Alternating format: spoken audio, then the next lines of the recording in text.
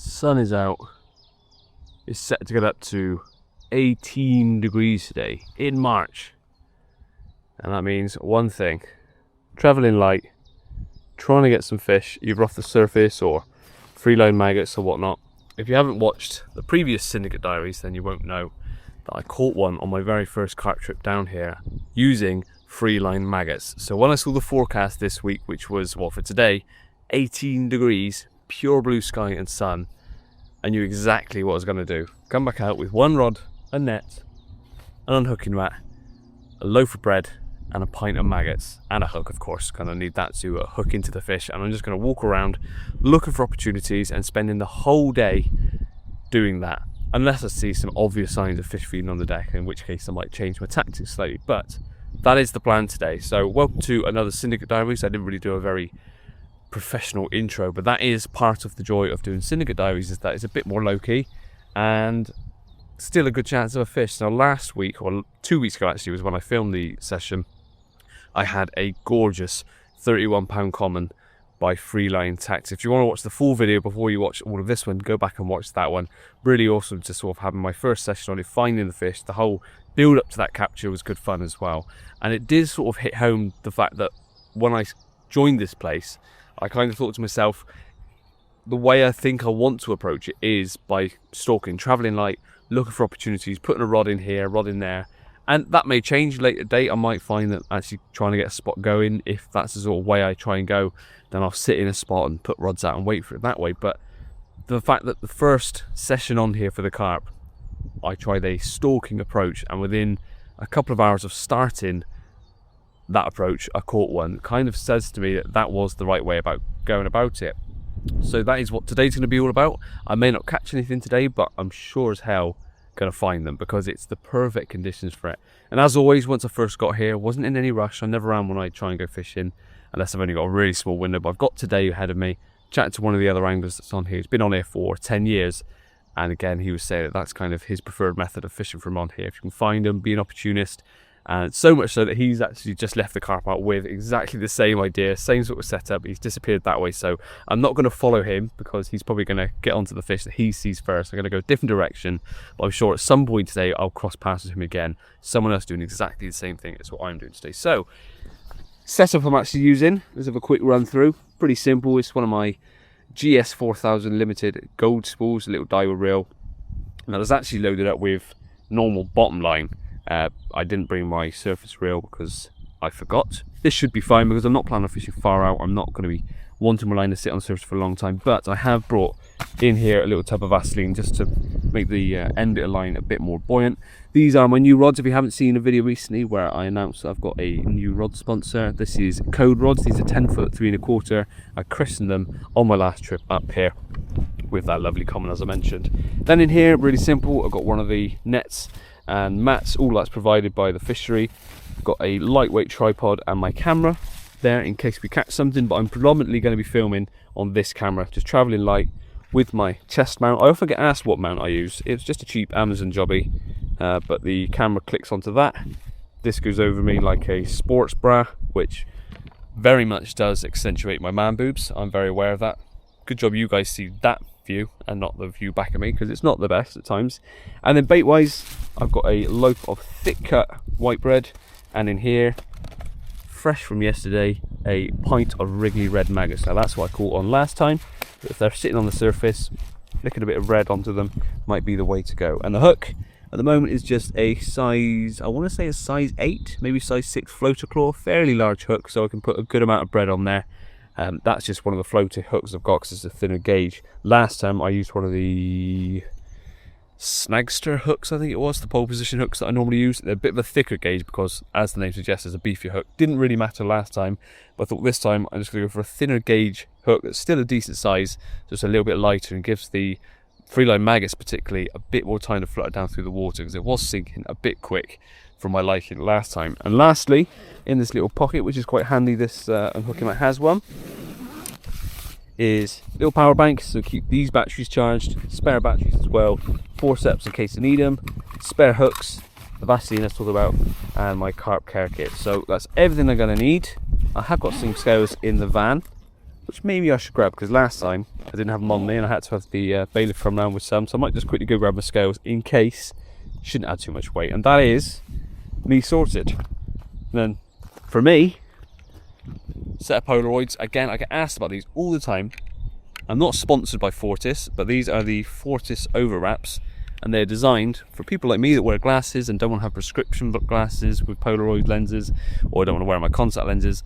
These just go straight over my glasses, and as you see, I've got quite big framed glasses, perfect for that. So now I've got polarized good vision without having to change anything, and it's really quick and easy to take them on and off, which is really handy. So there you are. Those are all the questions I get asked regularly. That's the setup I'm going to be using today. Like I said, I'm going to go grab my scales, which is may jinx it, but I'm confident that this is the method to be going with today, with it being as sunny as it is, as warm as it's going to be. And I've actually, in March, put sun cream on, so don't worry that I've got my pasty white skin out in the sun.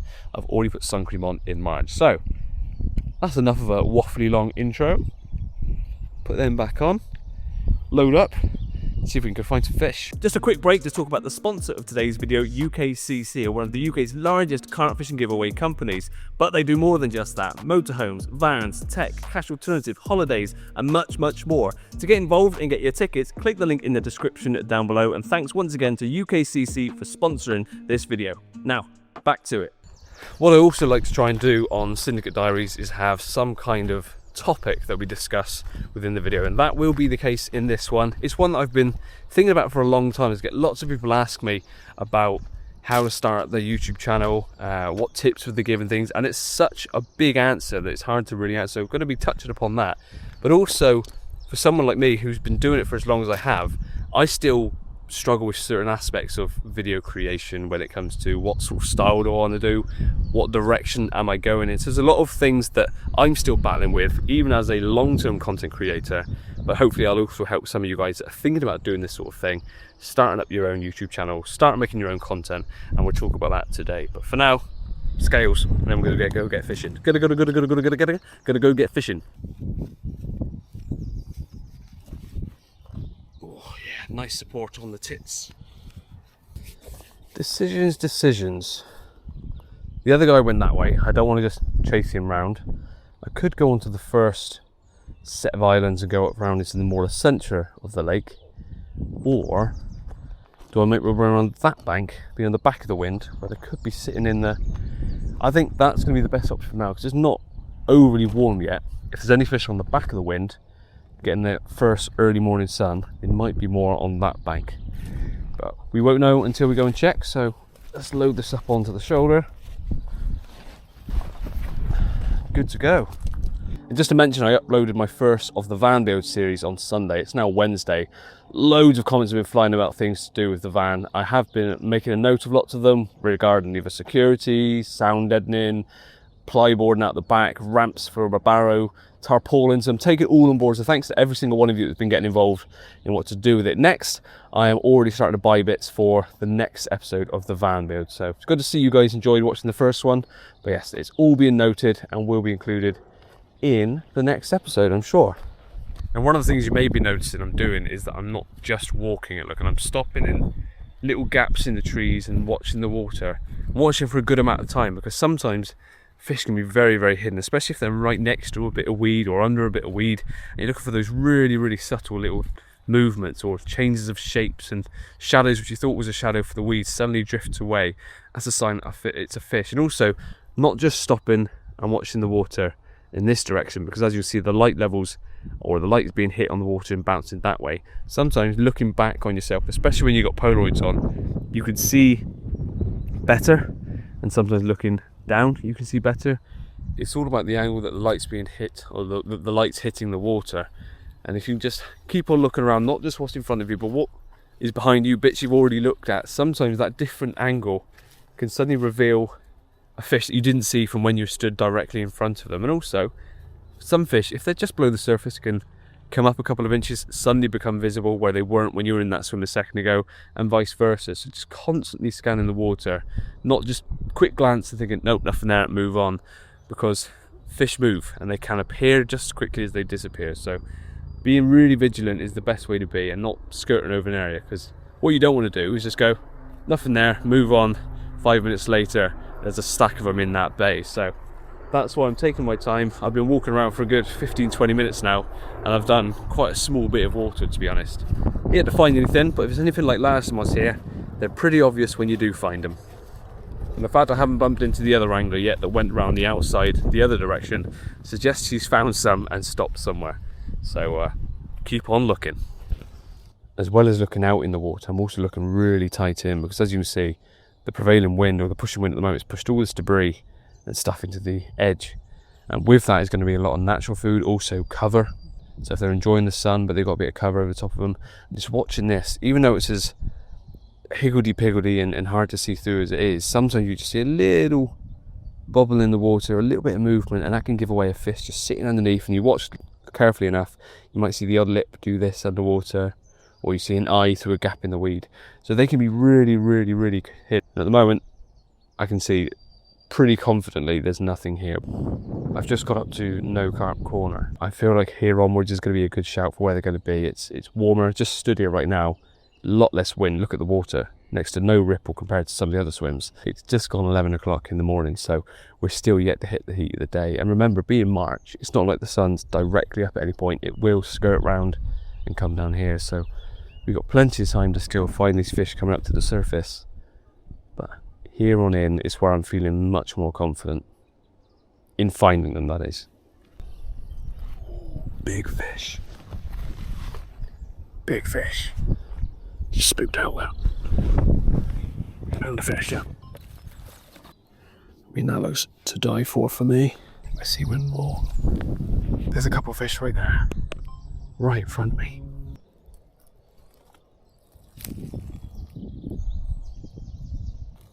He's still there. He's still there.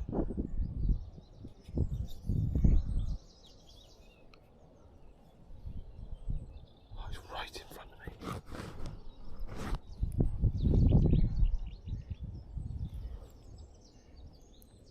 It's on his nose.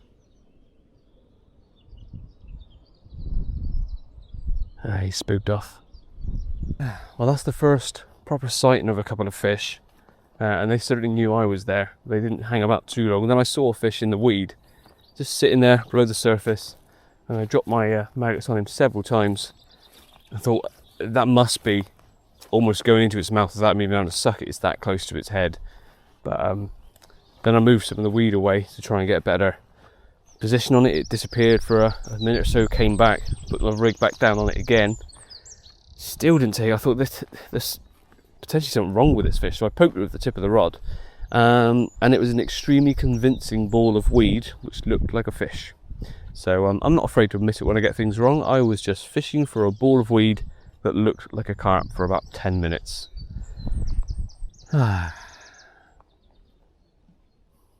Good old watercraft, eh? Found a fish. Really tricky cast because he sat right there under the tree, and he's gone. He knew I was here. There's a big fish there. Another one just on the edge of the weed over there. This is exactly where I caught McCollum last time. It's on his nose. It's on his nose. Go on.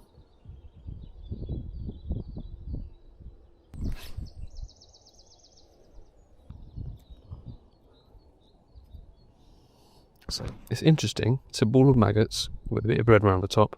This is just to help me cast a bit further. The bread falls off fine, but they're right round the corner. Difficult to get to with 3-line maggots. Oh, that is a bloody huge fish. Whoa, mama. Right in front of me.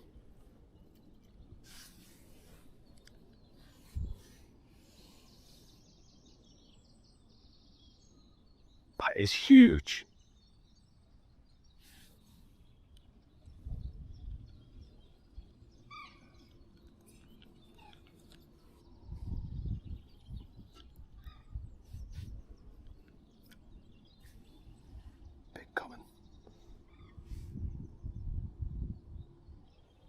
Go on.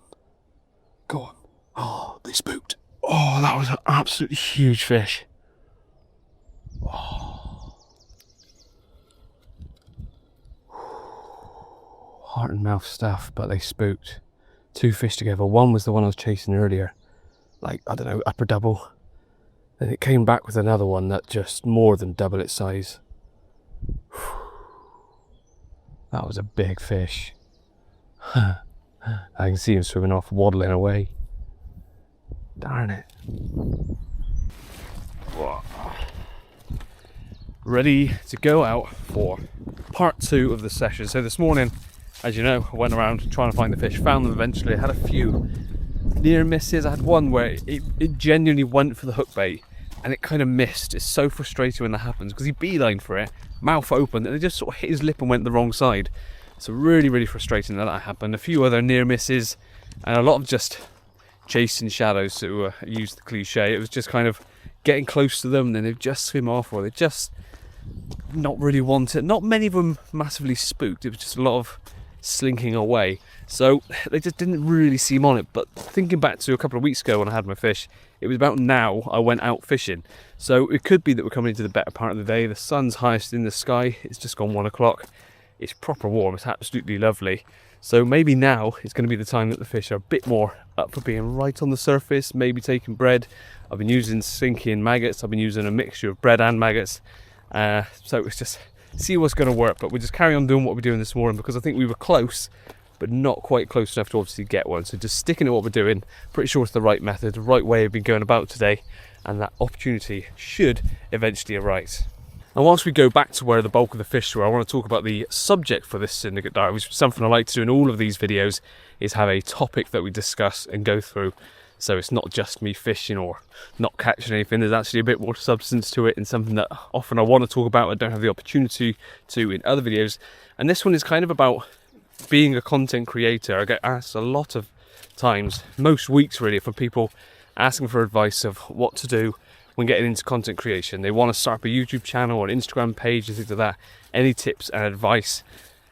And the one I give to absolutely everyone is be yourself on camera, because I've always been that way. I've been doing it for such a long time now. I don't think I'd be able to be still doing it if I was putting on a character on camera.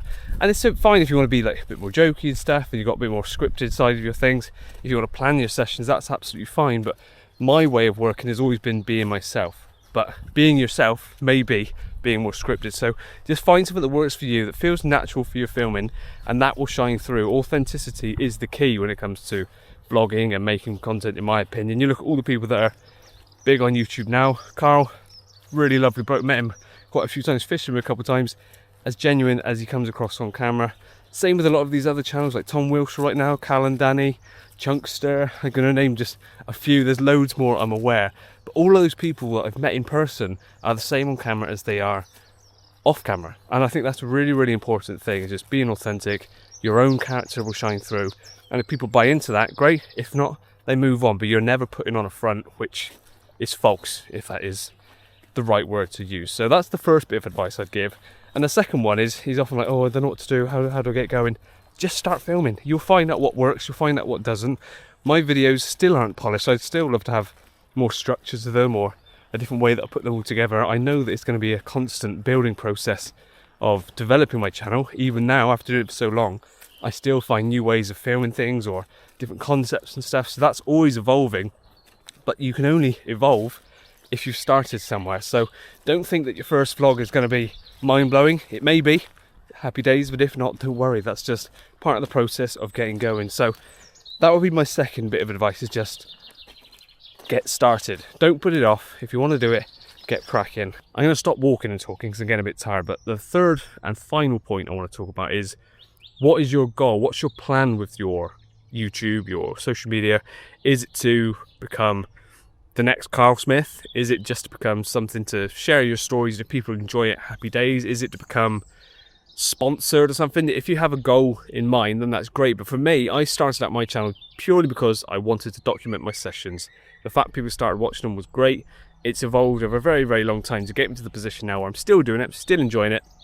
And the bonus is that it's now my living. That's not how I set out to do it. So have a bit of a goal of what you want your channel to be doing, and don't be despondent if it's slow to start with. You get a couple of hundred views, you got 15 subs. Every channel started there at one point. Just keep at it and things will build. If you naturally just progress with no real set goal that is to be sponsored, to make a living from it, then you'll enjoy the process a lot more. And if that happens down the line, happy days, because that's exactly what happened with me. And also, what sort of content, I guess this is point number 4, I guess, going on to that, what sort of content do you want to create? Do you want to be more this style, vloggy, talking to cameras, more of a video diary of sessions? Do you want to be a bit more cinematic and piece of videos together, which I think some of my sessions are, but I'm nowhere near on the level of your Kyle Smith, your Tom Wilshaw, that these people that are putting out cinematic masterpieces from like a solo vlogger type thing. So what do you want to create? Because you can get yourself into a bit of a headspace, which I've been battling with, I'm not going to lie, over the last year or so, because it's my job. I have to make sure things work. And I see some channels doing really, really well, doing a certain style, and I think, oh, should I try doing that? Doing like a big trip abroad, a long campaign, and upload 1 video a month. But I've slowly become to realise that as awesome as that would be, that's not the lifestyle I've got. That's not the life I've built for myself. That's not the channel I've built. I don't have the personal time to go away for that length of time on a big shoot, because I've got a wife and kid to look after. And also, I don't want to be missing that. So the reason why I do a video a week is that I do get to fish every week. They may be on local runs waters, or at the moment I'm on my Syndicate. I don't have those big shoots, but I've got a few planned this year, but nothing massive. And I've been toying with myself for the last probably 6 months or so. Do I need to change my content style to try and grow the channel to the next stage? And the answer is no, because I don't think I would enjoy doing that so much. I enjoy the sort of content I'm already putting out, which is, I'd never say my content is half-assed, because it's not. I put a lot of effort into it, but I'm not constantly trying to get that perfect artist shot of a certain scene. If I get some nice shots, happy days, but I'm not going for that cinematic, sit down, hour-long, just completely envelop everyone's emotions that are watching. Is that the right word? I'm probably talking an absolute load of rubbish, but what I'm trying to say is, after all those, how long have I been recording for? Let's check. Too long, probably. What I'm trying to say is, find what content you want to make. Is it vloggy? Is it cinematic? Is it campaign based? And once you've got a bit more of an idea of what you're going to be doing, you can hone your craft, hone your skills into that style of video. And that's not saying you can't ever change later on. My videos are still different now to what I used to do, but I've just seen a fish move quite close in, so I'm going to stop talking to the camera in a second. But those are my top tips, probably thinking out loud when it comes to being a YouTuber or a content creator and things like that. So hopefully, if those of you that are looking into getting into it or have done recently, that's helpful. And if that's nothing to do with any of what you are interested in, sorry, you maybe just skip that bit. But let's get back to the fishing side of things.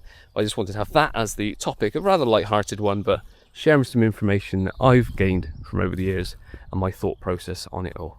I'm now up at 3 ways. So if you've seen previous videos, you've got center channel. This is the outer right bank, outer left bank going up to no carp corner. But I did just see something shift some water running close, and something just rippled off the edge of the tree. So let's put you back on my chest, get some maggots back on the hook, or maybe bread, and see if this afternoon, in the next few hours, because you only have a few hours until I'm going to shoot on, head on. I've been talking way too long, my words are getting jumbled. I'm only doing the day is what I'm trying to say, so I need to make the next couple of hours count. Where's my chest mount? Should we call it chest mount, or should we call this titty cam? Because that's basically what it is. Titty cam.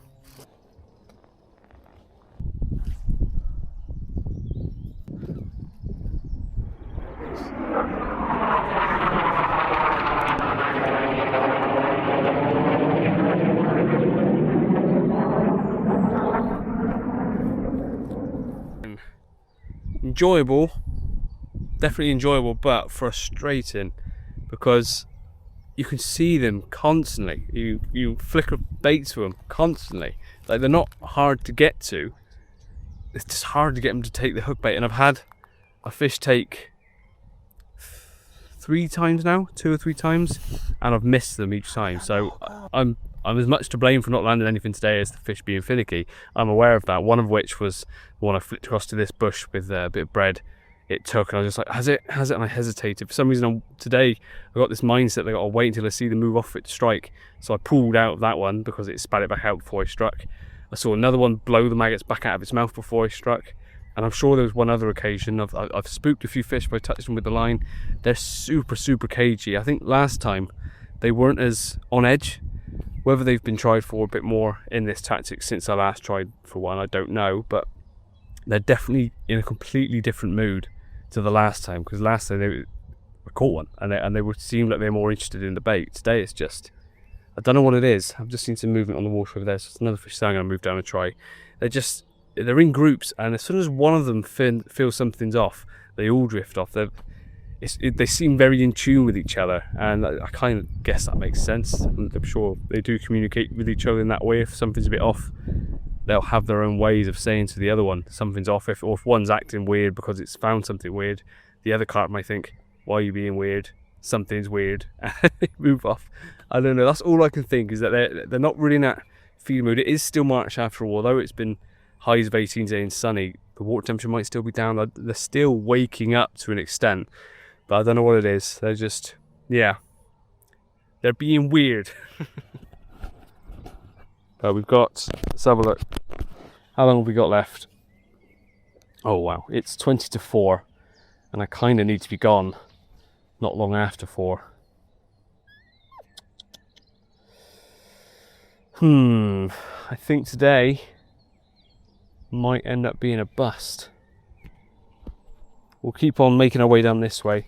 I think I've exhausted this area now. I've worked this area hard for the last few hours, going from here on this side to that side of the bush, onto the island, fishing there, fishing around there. I've gone up and down these banks, and although there's fish here, there seems to be getting fewer and fewer sightings of them. I think I've just peed them off. I mean, there's another swirl there. There's fish just off this tree, but it's just getting to them. I can get to them from casting over there, which is what I did, and that's where I missed the fish. But yeah, there's definitely a fish there again now. So before I move on, I think that's got to be worth a bit of bread flick down. Yeah, let's just move the water again. A bit of bread flick down here and see if I can get to them from this angle. But tell me, what would you have been doing on a day like this, knowing what the lake looks like, where they can hide absolutely anywhere? If they're showing where they are because it's sunny, I feel like that's the best way to go for them. But is it just a bit too early still? Was last or 2 weeks ago's capture not a fluke, but just they were on it that day, the first bit of good sunshine in a while? I don't know, but we haven't given up yet, but time is ticking. Let's see if we can get a bait to one of these fish down here. The sun is still very much in the sky, but my time here has run out for today. This was always going to be just a day session, using the best of the sunlight hours to try and catch something off the top or just below by using slow sinking maggots. That's the method I've used today. I've had plenty of opportunities. As I've said throughout, it's been, I wouldn't say grueling, because grueling suggests that I've not enjoyed it. I have enjoyed today, just walking around, finding fish, still getting my bearings of the place, seeing where the fish like to be this sort of weather. It's all building a picture in my mind of where I come in future reference or future sessions, weather like this. Tomorrow's pretty much the same weather, but I don't have the time to get down it tomorrow. I've got to get a load of editing done, unfortunately. Otherwise, I would be back down doing the same again, because although they've been in a bit of a weird, finicky mood today, that could switch. Like tomorrow, they could suddenly be on it. After another day of daylight, they might start moving around a bit more, start being a bit more in tune with looking for food and things. But today, it's just been, yeah, they've known I've been there. They've known that it's something off when it's coming down in front of them. I've pulled out of at least 2 fish, which is really frustrating, because I genuinely could have caught fish today if I was just a bit more on the ball with striking it. But it's called fishing, not catching. That's the saying, isn't it? So it's been an day, I think, is a good way of describing it. In that, it could have been better, but of course it could have been a lot worse. I could have been somewhere other than here. So thoroughly enjoyed my time. It's a beautiful place to be, and another Syndicate Diaries being signed off without a fish, which used to be quite a common thing. So I think the last one, I was very welcome catching that beautiful common. I was hoping for more of the same today. Came with full of confidence, and I'm sure if I came tomorrow, I'd come through those gates full of confidence once more. But it wasn't to be today. So sorry, maggots. You tried your best, and that loaf's going to come home. Will probably be good for beans on toast tomorrow. I'll see you in the next one. Please like the video if you did, subscribe if you haven't done so already, and I'll see you in the next one. I did that the wrong order, didn't I? I normally say see you in the next one at the end. See you in the next one.